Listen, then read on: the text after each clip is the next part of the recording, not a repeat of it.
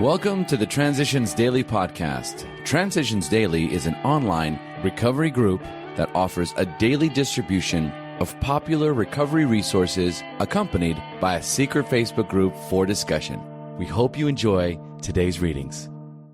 This is Transitions Daily for October 11th, read by Cindy L. from Fort Worth, Texas. AA thoughts for the day. Trouble. In AA, we learned that trouble was really a fact of life for everybody, a fact that had to be understood and dealt with. Surprisingly, we found that our troubles could, under God's grace, be converted into unimagined blessings. Indeed, that was the essence of AA itself.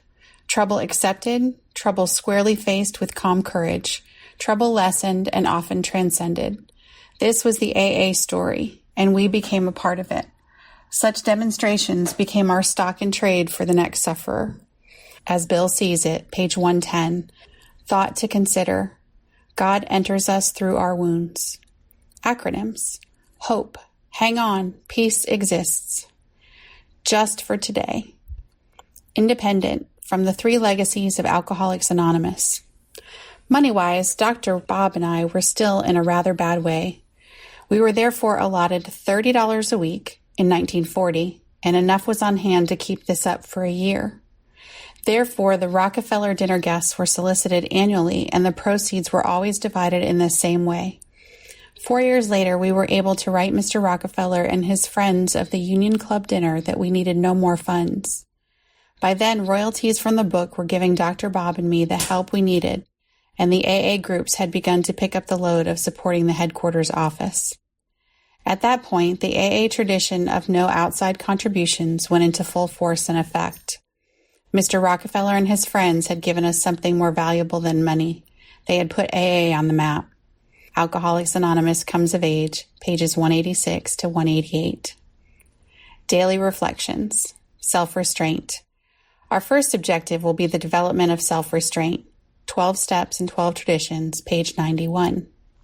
My drive to work provides me with an opportunity for self-examination. One day, while making this trip, I began to review my progress in sobriety and was not happy with what I saw. I hoped that, as the work progressed, I would forgive these troublesome thoughts. But as one disappointment after another kept coming, my discontent only increased, and the pressures within me kept mounting. I retreated to an isolated table in the lounge and asked myself how I could make the most of the rest of the day.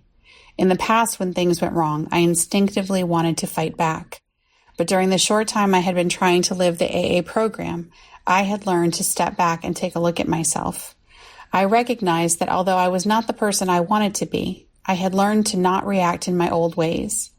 Those old patterns of behavior only brought sorrow and hurt to me and to others. I returned to my workstation, determined to make the day a productive one, thanking God for the chance to make progress that day. As Bill sees it. Faith, a blueprint, and work. The idea of 24-hour living applies primarily to the emotional life of the individual. Emotionally speaking, we must not live in yesterday, nor in tomorrow. But I have never been able to see that this means the individual, the group, or AA as a whole should give no thought whatever to how to function tomorrow, or even in the more distant future. Faith alone never constructed the house you live in. There had to be a blueprint and a lot of work to bring it into reality. Nothing is truer for us of AA than the biblical saying, faith without works is dead. AA services, all designed to make more and better 12-step work possible, are the works that ensure our life and growth by preventing anarchy or stagnation. Letter, 1954. Big Book quote. We have seen the truth demonstrated again and again. Once an alcoholic, always an alcoholic. Commencing to drink after a period of sobriety, we are in a short time as bad as ever. Alcoholics Anonymous, 4th edition, More About Alcoholism, page 33. 24 hours a day. AA thought for the day. How good a sponsor am I? When I bring new members to a meeting, do I feel that my responsibility has ended? Or do I make it my job to stay with them until they have either become good members of AA or have found another sponsor? If they don't show up for a meeting, do I say to myself, well, they've had it put up to them, so if they don't want it, there's nothing more I can do? Or do I look them up and find out whether there is a reason for their absences or that they don't want AA?